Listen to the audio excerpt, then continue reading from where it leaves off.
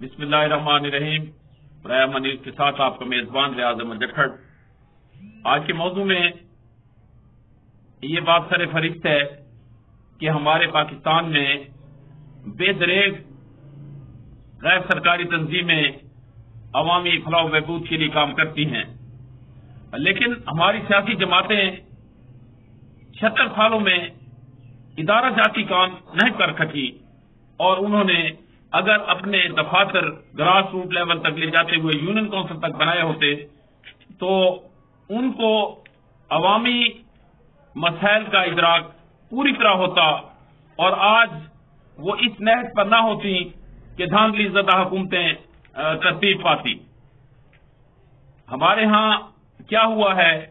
کہ جب جماعتیں اقتدار میں آ گئیں تو وہ غیر ممالک کی طرز پر ان کے اعلی کار بنتے ہوئے کرپٹ سرمایہ داری نظام کو اوپر لے آئی، کرپٹ سیاسی قیادت اوپر لے آئی، اور موروثیت کو وجود میں لے آتے ہوئے وہی تیسری پیڑھی میں حکمران ہیں، جس کی وجہ سے وہ عوام میں ڈلیور نہیں کر پاتی۔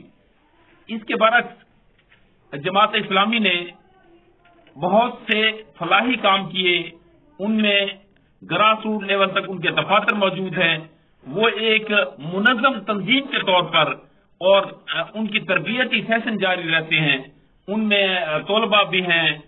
طالبات بھی ہیں، نوجوان بھی ہیں، بوڑھے بھی ہیں، بچے بھی ہیں، سب اس میں شامل ہیں۔ تو وہ ایک تنظیم کی شکل میں سامنے آ گئی، اور وہ تربیتی سیشن کے ذریعے ان کی تربیت کرتے کرتے ایک منظم خطوط پر عوامی فلاح و بہبود کے کام بھی وہ کر رہی ہے۔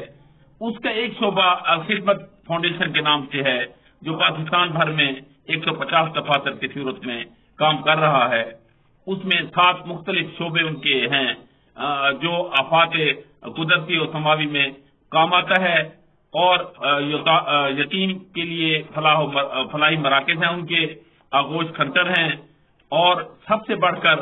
وہ الخدمت فاؤنڈیشن کے زیر اہتمام ہسپتالوں کا ایک وسیع نیٹ ورک رکھتا ہے، جن میں نادار غریب افراد کو صحت کی مفت تعلیم ملتی ہے۔ تو اسی طرح ضلع لیہ میں بھی ان کی یہ شاخ موجود ہے، اور الخدمت فاؤنڈیشن کا ایک اسٹیٹ آف دی آرٹ اسپتال قائم کیا ہوا ہے۔ رضوان احمد خان اس کے صدر ہیں، جن کے بینر تلے ڈونر کانفرنس منعقد ہوئی۔ اس میں تمام شعبہ زندگی کے لوگ موجود تھے، جنہوں نے 1 کروڑ روپے سے زائد انہیں عطیات بھی دیے ہیں، اور اس کار خیر میں انہوں نے حصہ ڈالا ہے۔ بچے بھی اس میں شامل تھے جو اس میں حصہ ڈال رہے تھے۔ چونکہ کہنے کا مقصد یہ ہے کہ اگر آپ اس طرح کا منظم فاؤنڈیشن قائم کریں گے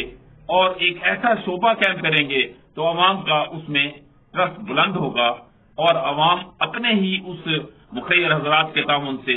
یا پھر وہ ایک ریگولر چندے کی صورت میں وہ ان ایسے ادارے کھڑے کر لے گی جو ادارے حکومتی امداد کے محتاج نہیں ہوں گے، وہ اسی طرح عوام کی خدمت کر سکیں گے جیسا کہ الخدمت کر رہی ہے۔ اسی کو اگر رول ماڈل لیتے ہوئے ہماری دیگر بڑی سیاسی جماعتیں جو اپنے آپ کو دعویٰ کرتی ہیں کہ ہم ہی پاکستان میں رول کرنے کے قابل ہیں اور باریاں لے رہی ہیں، بار بار حکمران بن رہے ہیں، لیکن ان کے بینر تلے کرپٹ سرمایہ داری نظام اوپر آ رہا ہے جو غریب کو غریب تر کر رہا ہے، اس کے برعکس یہ ادارے انتہائی بہتر ہیں، اور ان کی پروموشن کے لیے عوام کو بھی آگے آنا چاہیے۔